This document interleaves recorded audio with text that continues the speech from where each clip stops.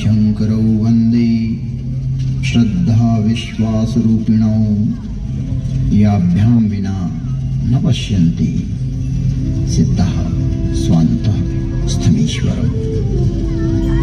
तुम त्रिभुवन गुरुवेद बखाना, आन जीव पावर का जाना। विश्वनाथ ममनाथ पुरारी, त्रिभुवन महिमा विदित तुम्हारी, विदित तुम्हारी, विदित तुम्हारी।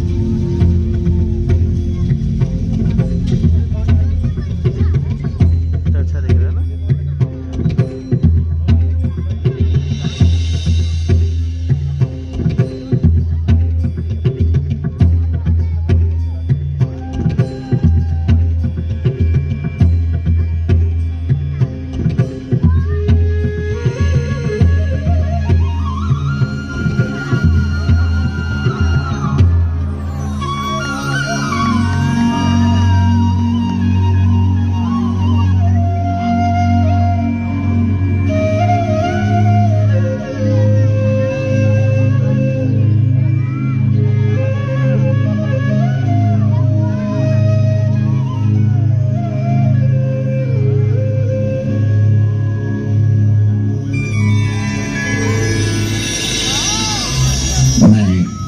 विश्वास बोल रहा हूँ। मैं सर्वव्यापी हूँ। मेरा संपूर्ण विश्व में वास है, क्योंकि मैं विश्वास हूँ, विश्वास हूँ, विश्वास हूँ।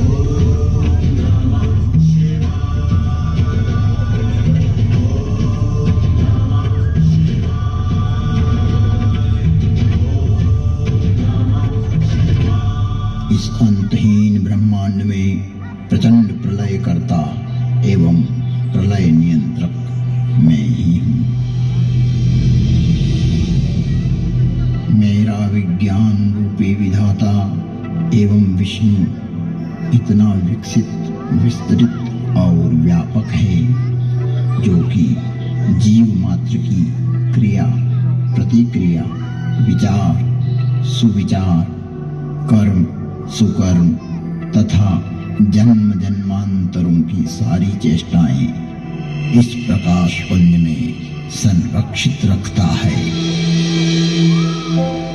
और फल सुफल का प्रतिफल यहीं से प्रादुर्भूत होकर परिणाम में परिवर्तित होता रहता है। मेरी इस संरचना में से किसी का कोई भी किया हुआ कर्म मिटाया नहीं जा सकता। जन्म हेतु सब कह पितु माता, कर्म शुभा शुभ दे विधाता। जन्म का कारण तो माता पिता ही होते हैं, लेकिन शुभ और अशुभ कर्मों का फल तो विधाता रूपी विज्ञान ही देता है। यही है उद्भव, पालन एवं विलय की प्रक्रिया। इस ब्रह्मांड का संचालन मेरा ज्योति स्वरूप लिंग स्वतः ही संचालित करता रहता है। यहाँ एक स्पष्टता आवश्यक है कि पुरुष नपुंसक नारी वा जीव चराचर कोई, सर्व भाव भज कपट तजी, मोहि परम प्रिय सोई। इस चराचर जगत में व्याप्त जीव मात्र, चाहे वो पुल्लिंग हो, स्त्रीलिंग हो, नपुंसकलिंग हो या चराचर जगत में किसी का भी प्रतीक हो, अर्थात किसी भी लिंग का जीव हो, कपट छोड़कर जो भी सर्वभाव से मुझे भजता है वही मुझे परम प्रिय है। यहाँ लिंग का अभिप्राय श्रेणी, वर्ग, वर्ण, विभाग से है, किसी के प्रतीक से है, न कि कोई अंग विशेष।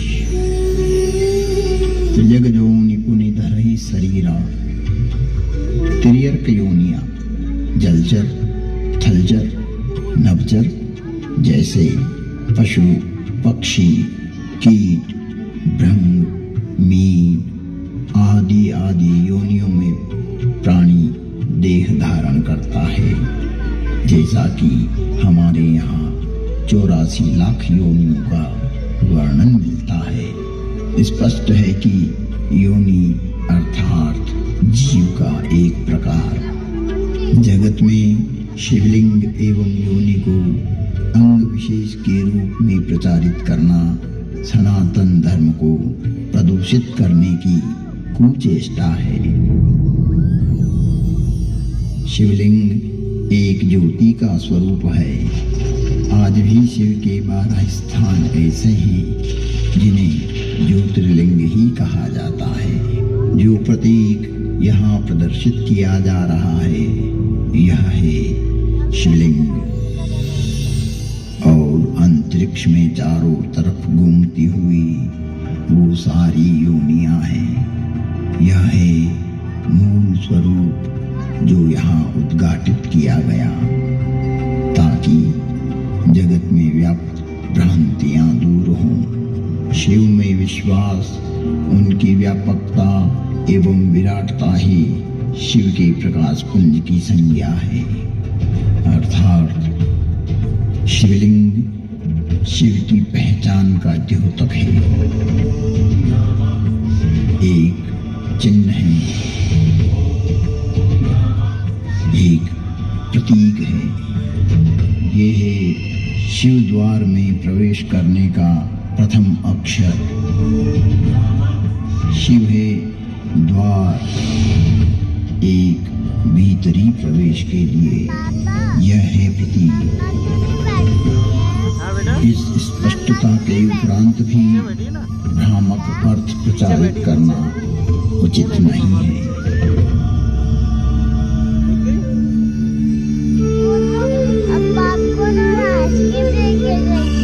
वापिस बोलो।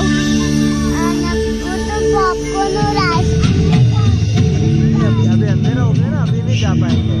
देख अभी दुकान पे भी लाइट नहीं।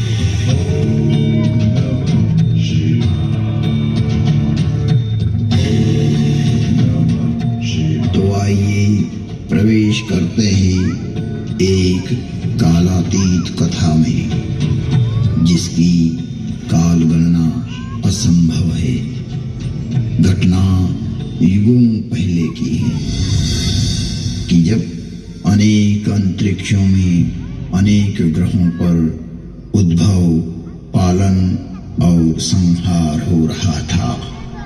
अर्थात कई सारी सृष्टियों का प्रादुर्भाव और विलय हो रहा था। कई वहां की सभ्यताएं विकसित हो रही थी तो कोई नष्ट हो रही थी।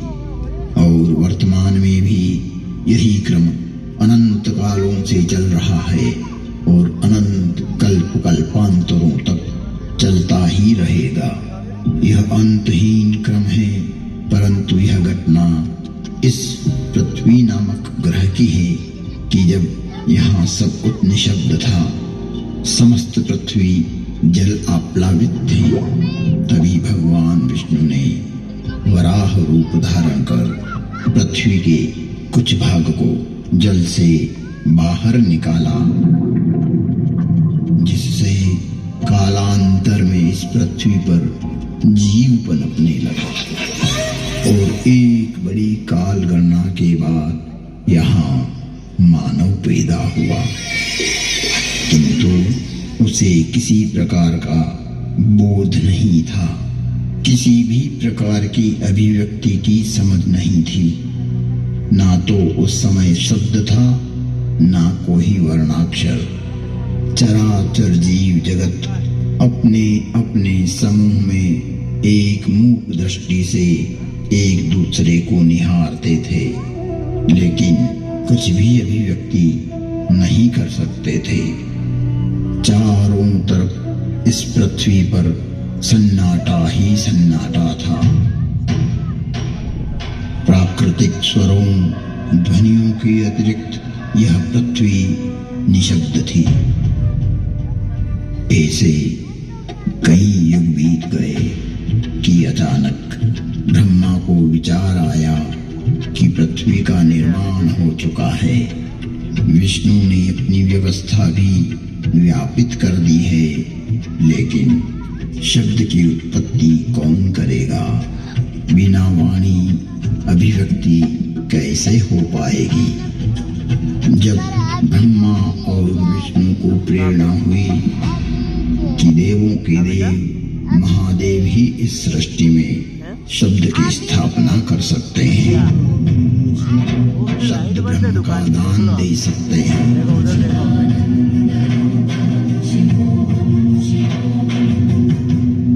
परंतु शिव का समय अधिकतर समाधि में ही व्यतीत होता था। जगत में वेद की स्थापना के लिए, मनुष्यों में, प्राणियों में सत्य, प्रेम और करुणा की भावना प्रकट करने के लिए, शब्द को देह देने के लिए महादेव को समाधि से जगाना अति आवश्यक है। जब ब्रह्मा, विष्णु और सारे देवताओं ने महर्षि पाणिनि को प्रेरणा की कि वो महादेव को प्रसन्न कर जगत में शब्द प्रकट करने की प्रार्थना करें,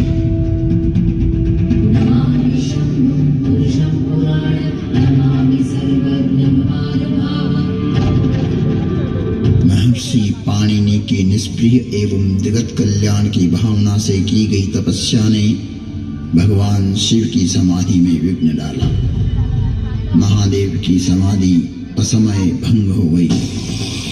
महादेव की जागते ही उनका रौद्र रूप प्रकट हुआ और उन्होंने अपना नाद शस्त्र डमरू उठाया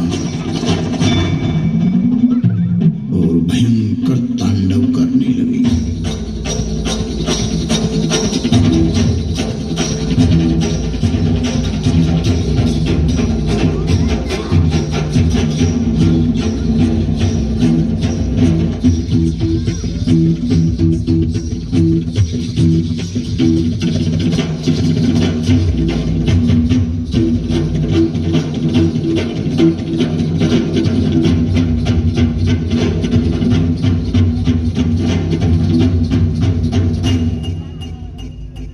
इतना भयंकर तांडव किया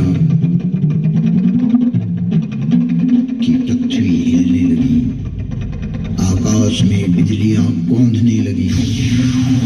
पृथ्वी को हिलते देख ब्रह्मा ने सोचा, कहीं प्रलय की वेला तो नहीं आ गई। चारों तरफ समुद्र में उफान आ रहा था। हवाएं चक्रवात का रूप लेकर आकाश की ओर बढ़ रही थी। पूरी पृथ्वी अपनी दूरी पर ऐसे डोलने लगी मानो पृथ्वी समुद्र पर तैर रही हो। तब महादेव ने अपना डमरू बजाया और असमय समाधि में हुए विघ्न के कारण तांडव करते हुए मानो अपने इस नाद से संसार को बधिर कर देंगे, इस सृष्टि को समाप्त कर देंगे और उसकी तीव्रता को प्रकट करते हुए प्रचंड एवं भीषण गणगौर ध्वनियां पैदा करते हुए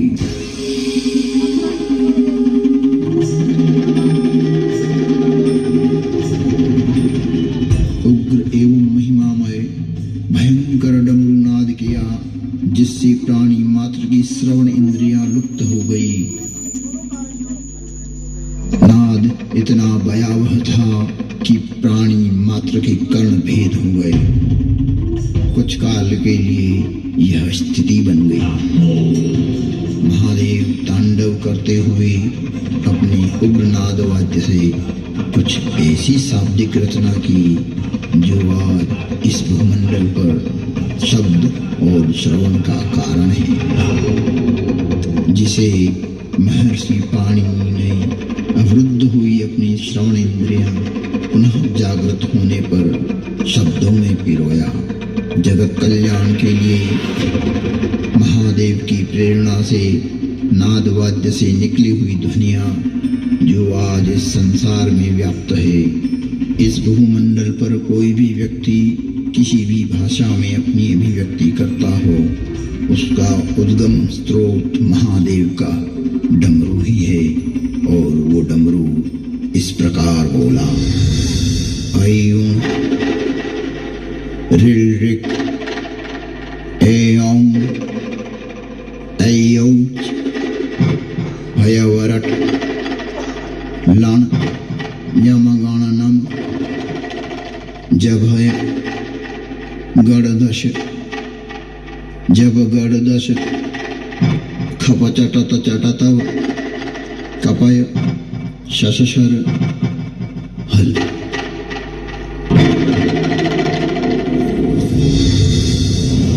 ऐं ऋल ऐं ऐऔच हयवरट लण यमगणनम जभय गणदश जब गणदश खपचटत चटतव कपय शशशर हल। यह था शिव का नाद शस्त्र से उत्पन्न हुआ शब्द व्याकरण। इससे शब्द की संरचना हुई और डमरू ने जिस प्रकार ये 14 शिव सूत्र परमात्मा शिव ने जगत को दिए, वो आज सभी की अभिव्यक्ति का कारण है। इति माहेश्वराणि सूत्राणि अनादि संज्ञार्थानि ऐसा मंत्या इतः हकारादि स्वकार उच्चारणार्थ लणमध्ये तत्संज्ञकः। शिव के नाद तांडव के बाद संज्ञा, संधि, ओष्ठ, जिह्वा, कंठ, नासिका, पुल्लिंग, स्त्रीलिंग, नपुंसकलिंग आदि आदि वर्णों की उत्पत्ति के स्थान तय हुए। वाणी में व्यापकता आई, वाणी की श्रेणियां निर्धारित हुई, वर्ण का लिंग तय हुआ। मुख और नासिका से एक साथ उच्चारित होने वाले वर्णों की उत्पत्ति हुई, जो लघु सिद्धांत कौमुदी में संक्षिप्त रूप से वर्णित है, जिसका विस्तार सिद्धांत कौमुदी में प्रतिपादित हुआ है, जिसे हम अल्प समय में अभिव्यक्त नहीं कर सकते। शिव के निनाद तांडव के उपरांत महर्षि पाणिनि ने शब्द की रचना की और अक्षर को रूप देने के लिए प्रथम प्रार्थना की। नत्वां सरस्वतीं देवीं शुद्धां गुण्यां करोम्यहं पाणिनीय प्रवेशाय लघु सिद्धांत कौमुदी। महर्षि पाणिनि ने विनय कर लघु सिद्धांत कौमुदी की रचना की, जो आज इस जगत में सर्व भाषाओं का मूल है, जो कि सनातन है, शाश्वत है। नृत्यावसाने नटराजराजः ननाद ढक्वां नव पंचवारं उद्धर्तु कामादि सनकादि सिद्धै एतद्विमर्शे शिवसूत्र जातम्।